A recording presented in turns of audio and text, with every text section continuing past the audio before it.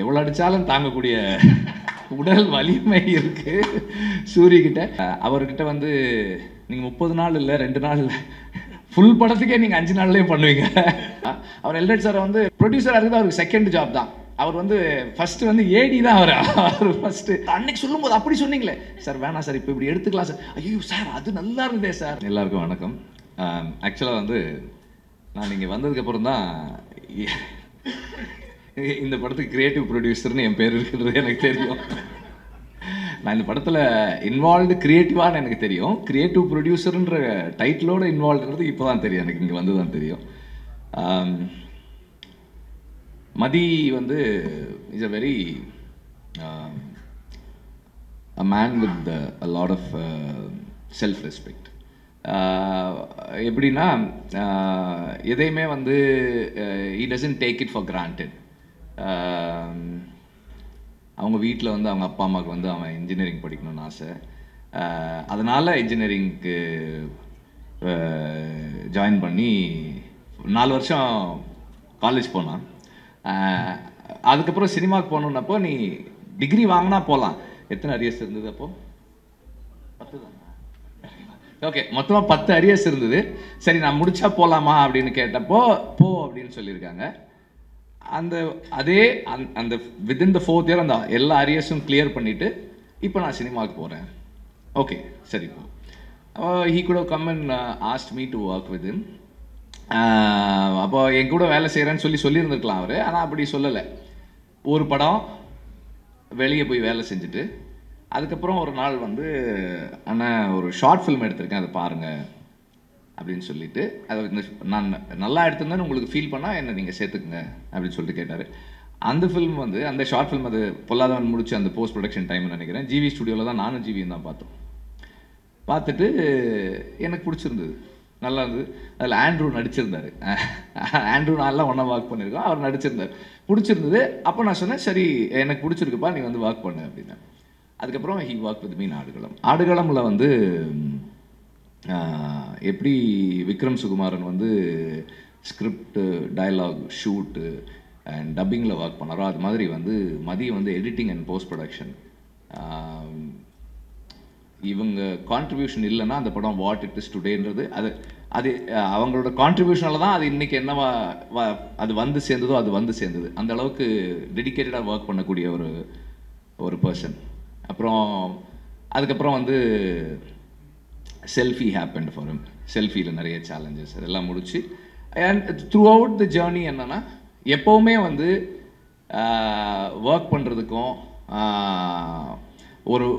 ஒரு டீம் பர்சனாக இருந்து டீமுக்குள்ளே கான்ட்ரிபியூட் பண்ணுறதுக்கும் வந்து எப்போவுமே தயங்காத ஒரு பர்சன். அண்டு எல்லா படமுமே வந்து இந்த நான் பண்ணுற எல்லா படத்துலையுமே வந்து எங்களுக்கு வந்து ஃபைனல்னு வரும்போது வந்து அது வந்து அந்த கடைசி நேரத்தில் போட்டு எல்லாரையும் கூப்பிட்டு போட்டு காமிச்சு டிஸ்கஸ் பண்ணி இது என்ன ஒர்க் ஆகுதா ஒர்க் ஆகலையா அது பெரிய டிஸ்கஷன் நடக்கும். ஸோ அந்த மாதிரி எப்போதுமே கூட ஒர்க் பண்ணி அதே மாதிரி மனசுக்கு படுறத எந்த ஹெசிடேஷனும் இல்லாமல் சரின்னா சரி தப்புன்னா தப்புன்னு சொல்லக்கூடிய ஒரு பர்சன். ஸோ அப்படி விடுதலையில் வந்து he was with me. And அந்த விடுதலை ஃபர்ஸ்ட் பார்ட்டில் அந்த ட்ரெயின் சீக்வன்ஸ் ஷூட் பண்ணும்போது he was working for that shoot. அதுக்கப்புறமா போஸ்ட் ப்ரொடக்ஷன்லேயும் இருந்தார். ஸோ அந்த நேரத்தில் எல்ரட் சாருக்கு வந்து மதியோட இன்ட்ரொடக்ஷன், மதி ஒர்க் பண்ணுறதெல்லாம் பார்க்குறாரு.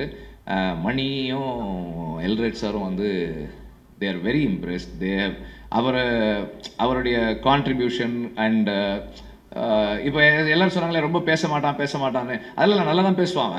ஸோ அப்படி அது ஒரு இதுதான், என்ன பேசணுமோ எப்போ பேசணுமோ அதெல்லாம் கரெக்டாக பேசுவான், அதெல்லாம் ஒன்றும் இல்லை. So the way he carries himself, the way he puts across his thoughts, அது வந்து எல்ரட் சாருக்கு ரொம்ப பிடிச்சிருந்தது. அப்போ ஒரு தடவை பேசும்போது சார் நான் நல்ல பையனாக இருக்கான் சார், ஏதாவது ஸ்கிரிப்ட் அப்படி ஒரு நல்ல ஒப்பீனியன் இருக்குது அப்படின்னும் போது அவன் Mathi was working for his film. அப்போது இந்த ஐடியா எனக்கு சொன்னப்போ எனக்கு ரொம்ப பிடிச்சிருந்தது, ரொம்ப நல்லா இருக்குது.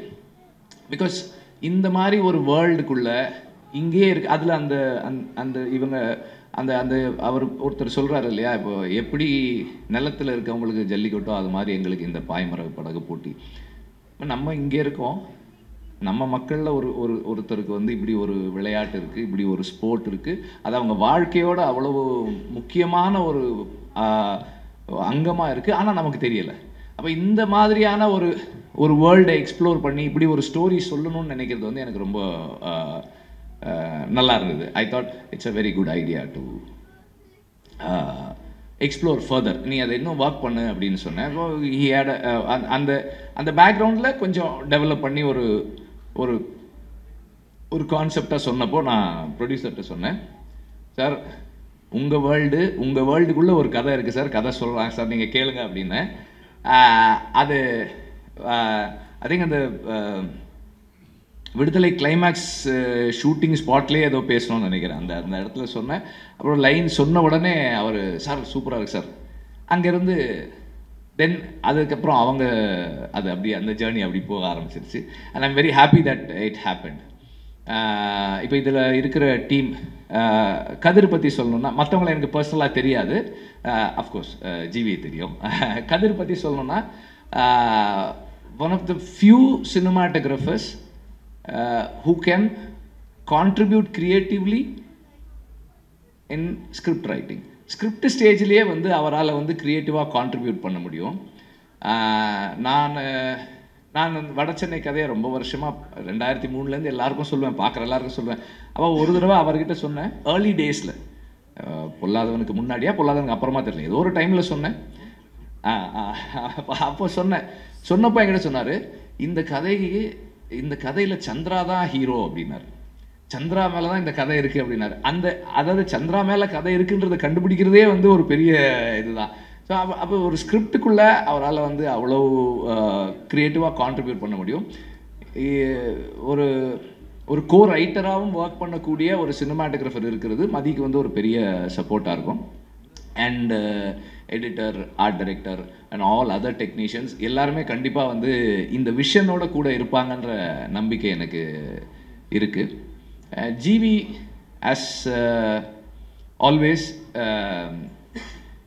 ஜிவி வந்து இன்னைக்கு he's in is musical prime. ரொம்ப எஃபிஷியண்ட்டாக, ரொம்ப வைப்ரண்ட்டாக, எனர்ஜெட்டிக்காக டெலிவர் பண்ணிகிட்ருக்காரு. அண்ட் அவர்கிட்ட வந்து நீங்கள் 30 நாள் இல்லை, 2 நாள் இல்லை, ஃபுல் படத்துக்கே நீங்கள் 5 நாள்லேயே பண்ணுவீங்க. அது வந்து one of GV's very special qualities. he doesn't tire. எந்த நேரமாக இருந்தாலும், எந்த டைமாக இருந்தாலும், அன்னையிலேருந்து இன்றைக்கி வரைக்கும் அப்படி தான் இருக்குது. நான் முன்னாடியெல்லாம் வந்து நைட்டு 12 மணிக்கு மெசேஜ் பண்ணுவேன், what are you doing, then next question, where are you, அப்படி. இங்கே தான் ஆஃபீஸில் தான் இருக்கேன். If you're in the studio I will come, okay come, I will come. Night ஒரு 12:30 மணிக்கு போவேன், அதுக்கப்புறம் உட்காந்து ஒர்க் பண்ணுவோம். இன்றைக்கும் அப்படி தான். பட் நான் நைட்டு 12:30 மணிக்கு அவருக்கு மெசேஜ் அனுப்புறதில்ல. Otherwise the same energy is there. எந்த நேரத்துலையும் ஒர்க் பண்ணுறதுக்கு டயர் ஆகாத ஒரு பர்சன். அண்ட் பேக்ரவுண்ட் ஸ்கோரில் இன்றைக்கி வந்து is able to create such impact. ரொம்ப இம்பேக்ட்ஃபுல்லான பேக்ரவுண்ட் ஸ்கோர் பண்ண முடியுது அவரால். அண்ட் ஒரு ஸ்டார் ஃபில்ம்னா அதுக்கு ஒரு அப்ரோச் வச்சுருக்காரு, ஒரு கண்டென்ட் ஃபில்ம்னா அதுக்கு ஒரு அப்ரோச் வச்சுருக்காரு, எல்லாமே நல்லா பண்ணுறாரு. அண்ட் இந்த ஃபில்முக்கு ஒரு மிகப்பெரிய ஸ்ட்ரென்த்தாக இருக்கும் ஜிவியோட மியூசிக்ன்றதுல எனக்கு எந்த டவுட்டுமே இல்லை. அண்டு இந்த படத்தை இப்போ அவங்க ரெக்கியில் எடுத்த இந்த ஃபுட்டேஜ் வந்து நான் எப்படி பார்க்குறேன்னா, நானாக இருந்தேன்னா இந்த ஃபுட்டேஜை வெளியே காட்டியிருக்கவே மாட்டேன். ஏன்னா இதை மேட்ச் பண்ணுற மாதிரி நம்ம ஆக்சுவல் ஃபுட்டேஜ் எடுக்கிறதுன்றது வந்து சினிமாவில் எடுக்கிறது ரொம்ப ரொம்ப கஷ்டம். இதை வந்து அவங்க வெளியே காட்டுறதே வந்து அவங்க கான்ஃபிடென்ஸ் தான் சொல்லுது. It's going to be very challenging task for everybody to create this, to be part of this behind the camera and in front of the camera. ரொம்ப ரொம்ப பெரிய சேலஞ்சு. மதி வந்து I think is taken up a very very very big challenge. But என்னன்னா, சூரி மாதிரி ஒரு டெடிக்கேட்டடான ஒரு ஆர்டிஸ்ட்டும் எல்ரெட் மாதிரி ஒரு பேஷனட்டான ப்ரொடியூசரும் இருந்தால், அவர் எல்ரெட் சாரை வந்து நம்ம ப்ரொடியூசர் வந்து அவருடைய என்ன சொல்கிறது, ப்ரொடியூசராக இருக்கிறது அவருக்கு செகண்ட் ஜாப் தான். அவர் வந்து ஃபஸ்ட்டு வந்து ஏடி தான் அவர் ஃபஸ்ட்டு அசிஸ்டன்ட் டைரக்டர் தான். நம்ம ஏதாவது சொன்னால் கூட, சார் அன்னைக்கு சொல்லும்போது அப்படி சொன்னீங்களே சார், வேணாம் சார், இப்போ இப்படி எடுத்துக்கலாம் சார். ஐயோ சார் அது நல்லா இருந்ததே சார். சார் இல்லை சார், ஒரு 2-3 நாள் எக்ஸ்ட்ரா ஆகும் சார். அப்படியா சார், போயிடுவார். போன உடனே ஒரு ½ அன் ஹவர் கழித்து மணி அடிப்பார். சார் சொன்னார் சார், அது ஒரு 3 days ஆனால் கூட பரவாயில்ல எடுத்துடலான்னு சொன்னார் சார். இல்லை மணி பட்ஜெட் இல்லை சார், அதெல்லாம் சார் பார்த்துட்டார் சார். இல்லை இப்போ பீட்ரு வரணுமே, அதுக்கு பீட்ரு சார் அது பேசிக்கலாம் சார். சார் வந்து அது எடுத்துட்டா நல்லா இருக்குன்றாரு சார். இப்போது எப்படி ஆகிடும்னா, டைரக்டரை வந்து ப்ரொடியூசர் கன்வின்ஸ் பண்ணுவார் செலவு பண்ணுறதுக்கு. நம்ம வந்து ஐயோ செலவாகுமே அப்படி எடுக்கணும். ஸோ அந்த மாதிரி ஒரு passionate about the story telling process and அதில் வந்து இன்வால்வ் ஆகி அது டைரக்டர் கூடவே ஒர்க் பண்ணுற ஒரு ப்ரொடியூசர். ஸோ இந்த மாதிரி ஒரு டீம் இருந்தால் கண்டிப்பாக மதியால பண்ண முடியும்னு நினைக்கிறேன். சூரி வந்து இன்னைக்கு வந்து ஒரு எந்த கைண்ட் ஆஃப் ரோல்ஸும் பண்ணுது, ஒரு ரூரலான ஒரு ரஸ்டிக்கான ஒரு ஃபில்மில் பிளேஸ் பண்ணக்கூடிய ஒரு ஃபிசிக்கு ஒரு அப்பியரன்ஸோடு இருக்கிற ஒரு ஆர்டிஸ்டாக இருக்கார். அண்ட் எல்லாத்தையும் தாண்டி எவ்வளோ அடித்தாலும் தாங்கக்கூடிய உடல் வலிமை இருக்குது சூரிக்கிட்ட. Is a strong man in the sense like is fit physically and mentally is very strong. நம்ம எந்த எக்ஸ்டென்ட்டுக்கும் புஷ் பண்ணலாம். இப்போ இந்த அவங்க அந்த அந்த அந்த ட்ரோன் ஷாட்லேயே இந்த படகு திரும்பும்போது ஒருத்தர் வந்து தண்ணியில் விழுந்துடுறாரு. இப்போ இந்த மாதிரி தண்ணியில் விழுந்து தூக்கி இப்போ சூரியன்னா தூக்கி டக்குன்னு தலையை தோட்டு அடுத்த டேக் போகலாம் அப்படின்றலாம். மற்றவங்க அப்படி முடியுமான்னு தெரியலை. சூரிய வந்து நிறைய தயாராகணும் அதுக்கு. அப்புறம் வந்து அவர் சுஹாஸுக்கு வந்து ஒரு சிறப்பு நன்றி. அவர் எடுத்துக்கிட்ட எஃபர்ட்டுக்கு, இங்கே தமிழில் பேசணும்னு எடுத்துக்கிட்ட முயற்சி இருக்கு இல்லையா, அதுக்கு வந்து ஒரு ரொம்ப சிறப்பான நன்றி. ஏன்னா அவர் வந்து இப்போ நம்மளே வந்து பாதி தமிழ் பாதி இங்கிலீஷில் தான் பேசுகிறோம். ஆனால் இங்கே வரும்போது தமிழில் பேசணும்னு அவர் போட்ட அந்த அந்த முயற்சி வந்து ரொம்ப பாராட்டுக்குரியது. Special thanks, you have impressed me. So and எல்லாருக்கும் வந்து என்னுடைய வாழ்த்துக்கள். அண்டு மதியை வந்து நான் திட்டலை, நான் கொஞ்சம் அழுத்தமாக சஜஸ்ட் பண்ணேன், அவ்வளோதான். மணியை பற்றி சொல்லணும். மணி வந்து எல்ரெட்டுடைய ஒரு என்ன சொல்கிறது, ஒரு ஃபில்டர். மணி வந்து